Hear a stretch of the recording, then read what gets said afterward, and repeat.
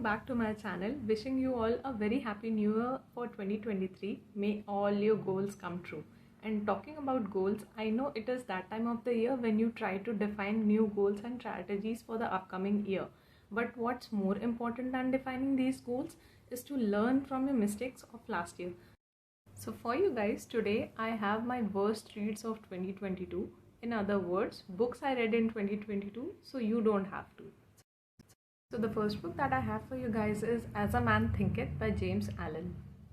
So my first issue with this book is that the title of this book is the only thing that you will probably learn from this book, as all the points that are discussed in this book at the end up being concluded to the same topic, that whatever you think, you will become that kind of a person. Another issue that I have with this book is constantly throughout the book, the author actually addresses the reader as a man, a man, a man.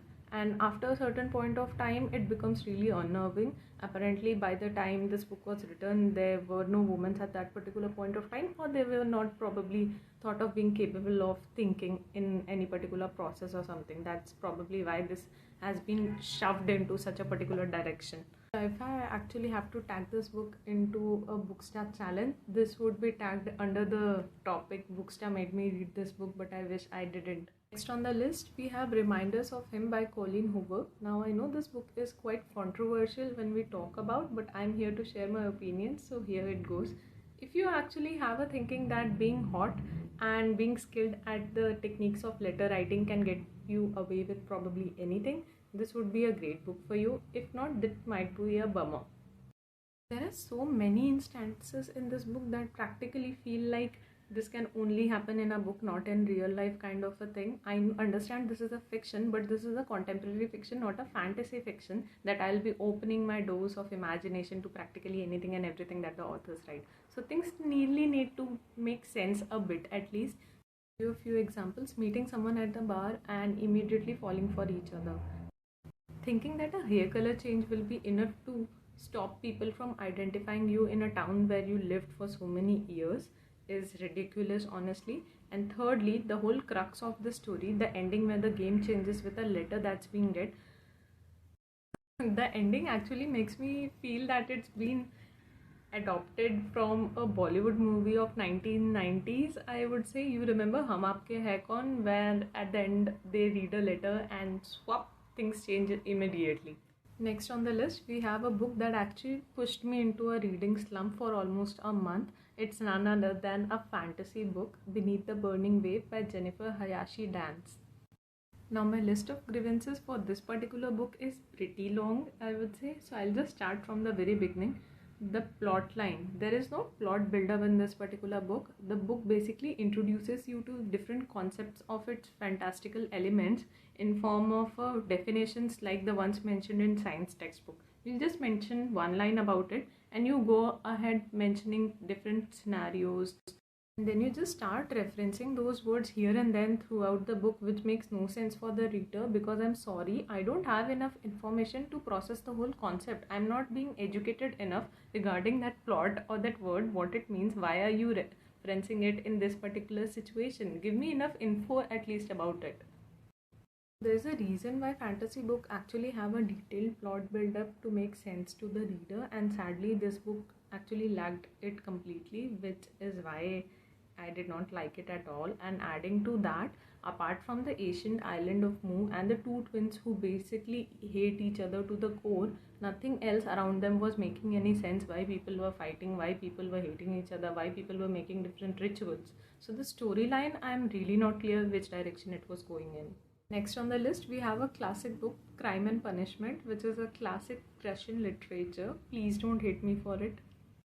This is probably the only book which I am actually very sad about putting in this video.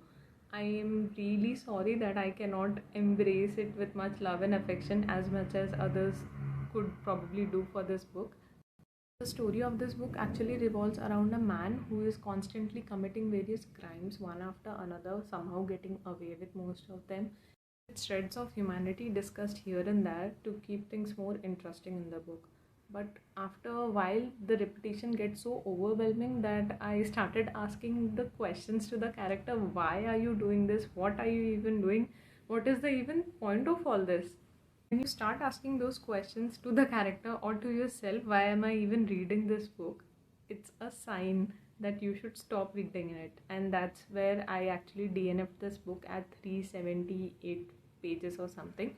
And I haven't completed it. I don't want to pick it again.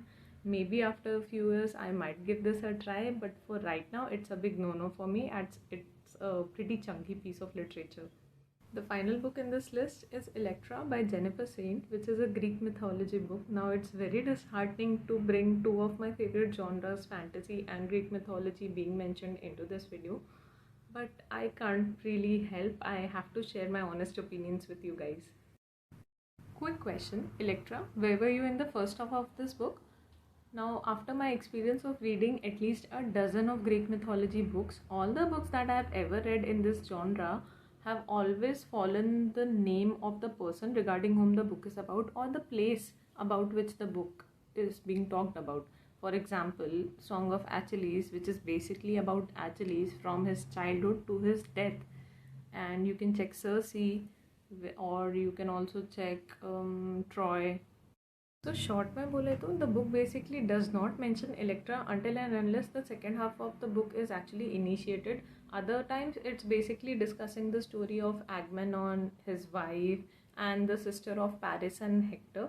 So basically it looks like I was diving deeper into the tales of certain characters that were there in the Troy story and just getting a deeper insight about them. So naming the book Elektra did not work for me, and even the stories in the book were not so lucrative enough that I'll recommend you to read this. And that, my friends, were all the disappointing reads I wanted to share with you guys. Thankfully, the list was small. Talking about the ratio, out of 100, 5 disappointing reads is not that bad. I hope you all had a wonderful time reading last year, and hopefully 2023 would be even better, or at least the same level as we had last year. Fingers crossed for that. You let me know what all different challenges do you want me to pick up for this year, and I'll be sure to try them in. Until then, keep your coffee strong and your TBRs long. With that, I'll take your leave. See you in my next video. Happy New Year once again.